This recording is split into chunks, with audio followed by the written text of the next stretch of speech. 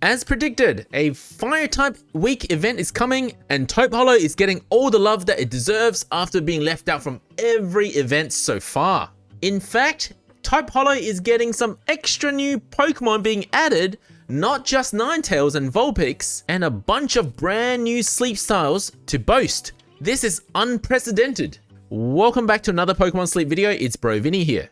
Now before we dive into the Fire-type event week, there is something else that's being added to the game. It's a new item called Fire-type Candy. It's kind of like Handy Candy, but specifically for Fire types. Not sure how they're going to implement this yet, but I'm guessing it's going to be part of the Entei main exchange shop. That's just speculation, but I guess instead of us exchanging our Entei mains for Entei candies, maybe we'll be exchanging them for Fire-type candies, which is a bit more versatile compared to if you were to only be able to exchange for Entei candies, but less versatile than Handy candies. However, Fire-type candy does exchange for more than Handy candies because we get 4 Pokemon specific candies every time you use one Fire-type candy. The developers gave us 2 examples here, but I think the interesting point here is that you can also use it on Flareon to get a non-Fire type candy, and that's because Flareon uses Eevee candy. So in a way, you can actually use Fire type candies in order to level up your non-Fire types like Vaporeon, as long as you have a Flareon in your Pokemon box. But I'd say that's a pretty niche way of using it. Regardless, it's something to think about.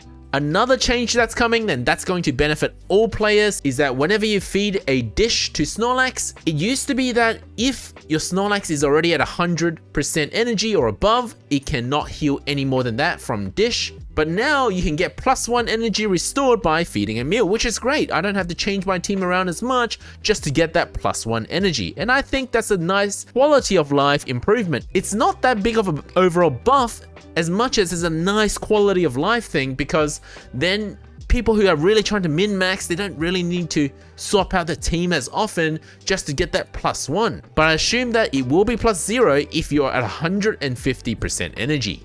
And now moving on to the most exciting part about this update is all the new sleep styles that are being added to the game. With more sleep styles means that for new players, you're going to be able to complete your sleep style dex goal sooner and reach higher area bonus caps, unlock more islands, etc. So 2 areas are getting a bunch of new sleep styles.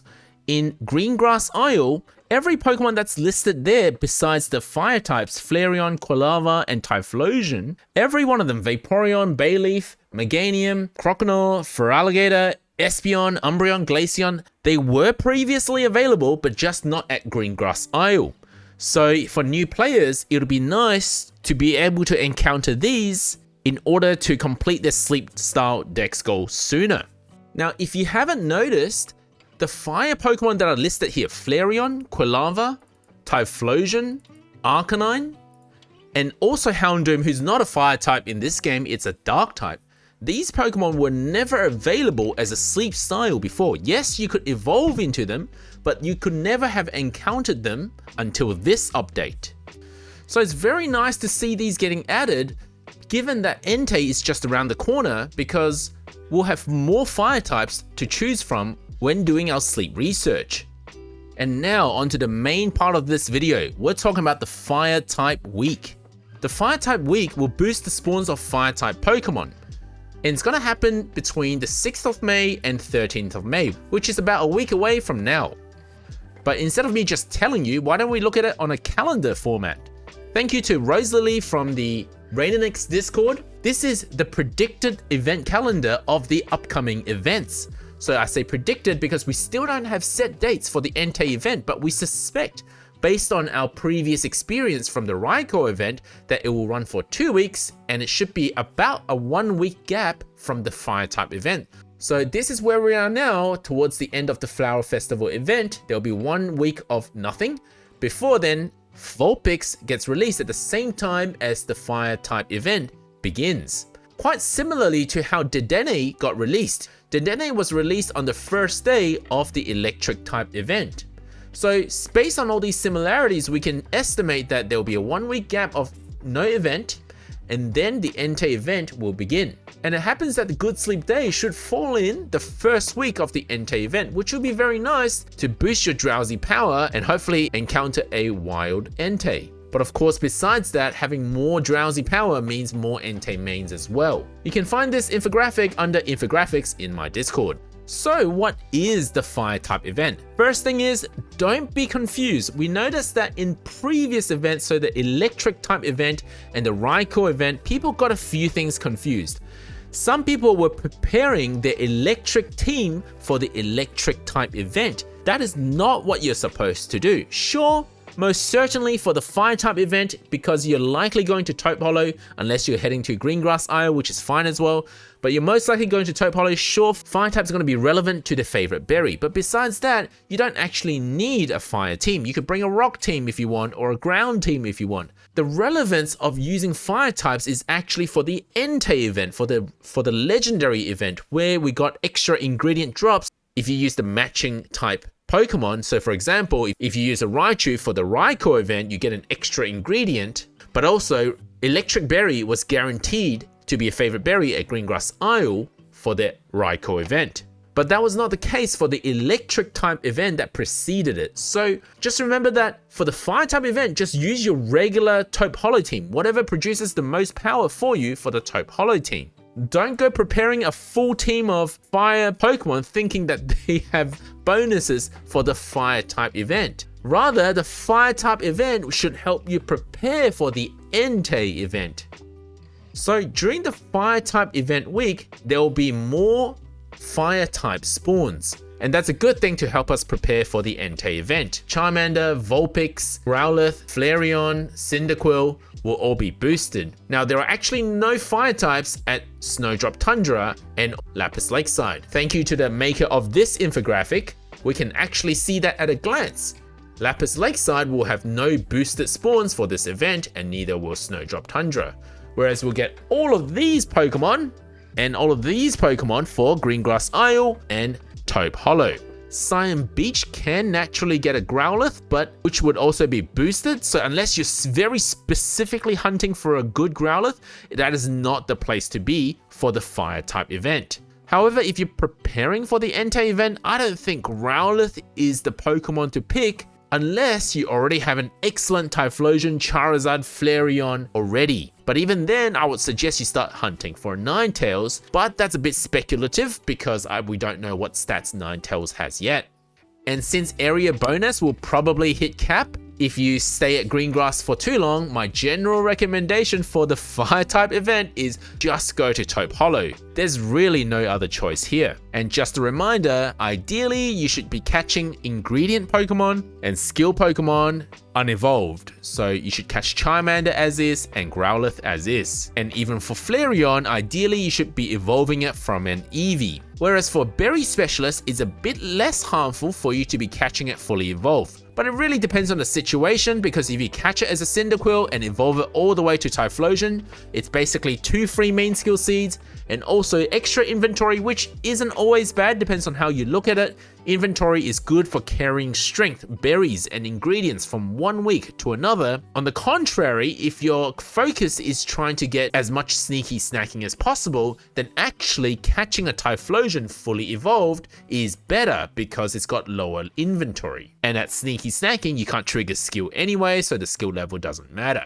And I really appreciate that during this whole week, every day, 1 extra Pokemon will be guaranteed to be hungry. So this will go a long way helping out players trying to catch their fire types. And also, Pokemon can appear outside of their usual sleep types. So fire types, by and large, only appear in snoozing sleep style. Now this chart here is a little bit old, but it's still relevant until the update comes along. Cyndaquil is a snoozing type, and pretty much all other fire types will also fall under snoozing. So in the week before here and after the fire type event, where there's no event at all, if you want to encounter fire type Pokemon, you're gonna need to try and get snoozing sleep style, which we'll cover in the next video, how to try and get as much snoozing as possible.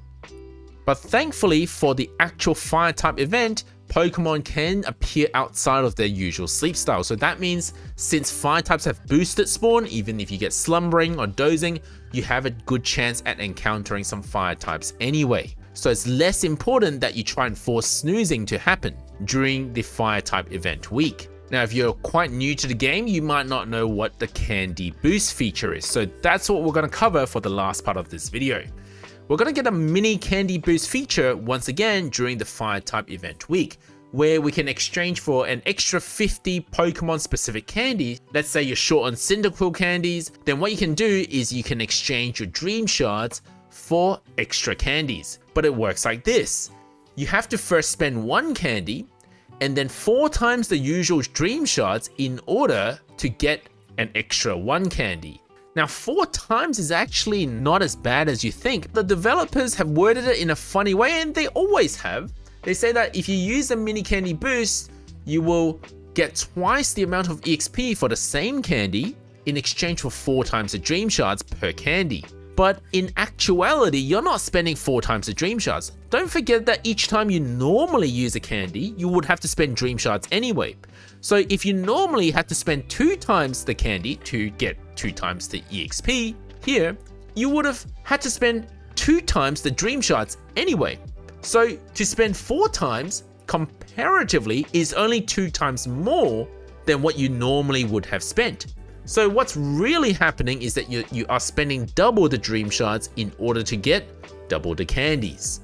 And you can do this up to 50 candies a day, so you do need to prepare ahead of time on who you use this feature on. And that's because the best way to use this feature is to use it on a rare Pokemon, and that Pokemon is currently low level. The reason is because the higher the level of Pokemon, the more Dream Shards it eats per candy spent.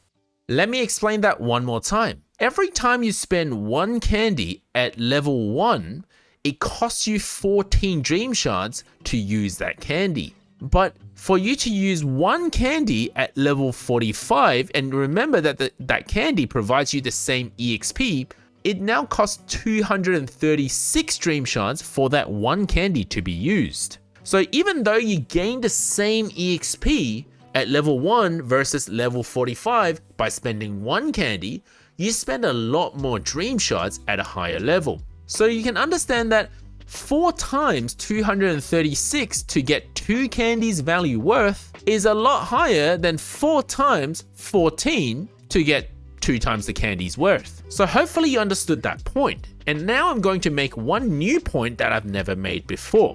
If you actually think about this chart, whenever you actually have some candies of a Pokemon, you should be dumping all of those candies into the Pokemon straight away, because it only gets more expensive as that Pokemon levels up. The only time you don't spend any Dream Shards to level up a Pokemon to gain EXP of the Pokemon is when you get Sleep EXP. So we all get 100 Sleep EXP every day if we sleep 8.5 hours for the 100 sleep score. That 100 EXP doesn't cost you Dream Shards.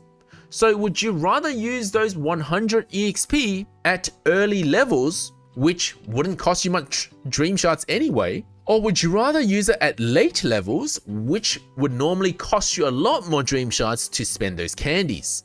As you earn those candies from sleep research or from your friends, if you're using them straight away, then it's always going to cost you less than if you were to use the Sleep EXP from your actual sleep.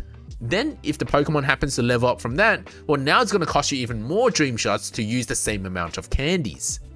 I hope I explained that well, and I'm sure the long-term players already knew that, but I thought I'd explain that for the newer players anyway. So a big shout out to everyone who's making all these infographics. It's really helping out the community, so thank you guys very much. So shout out to Rosalie for this calendar, shout out to Roti for this infographic, shout out to Banana Tanks for making us infographics as well. And I don't know who did this one to show what was not available at Taupe Holo before, but I guess thank you.